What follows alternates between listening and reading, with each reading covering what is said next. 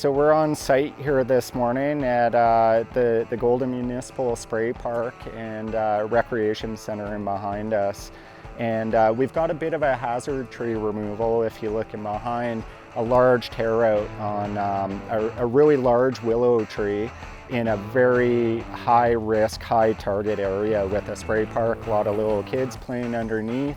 Long weekend is coming up, so we're focusing on trying to get this tree out in a timely manner.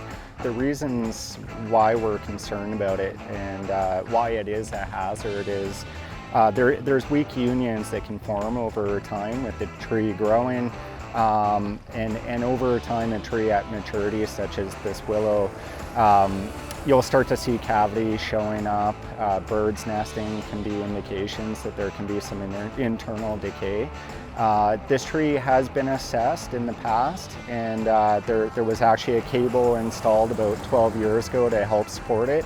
And unfortunately, just with a very strong wind event, very large limb failure occurred.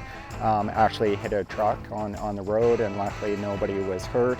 But it definitely it shows the importance of staying on top of doing regular assessments. So our hope this morning, we're just getting set up. The boys are getting all the equipment lined up, going through a bit of a pre-work, making sure that we're working safely. There will be a lot of pedestrians and people watching throughout the day, I'm sure.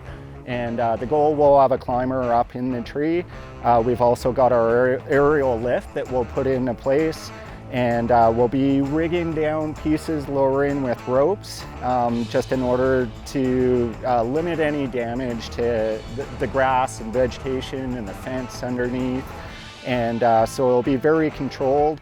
And it's currently about 9 o'clock in the morning. We're hoping by 2 o'clock we'll have everything loaded up. Skid steer will come in, grab the bigger wood, and everything will be cleaned up for the long weekend.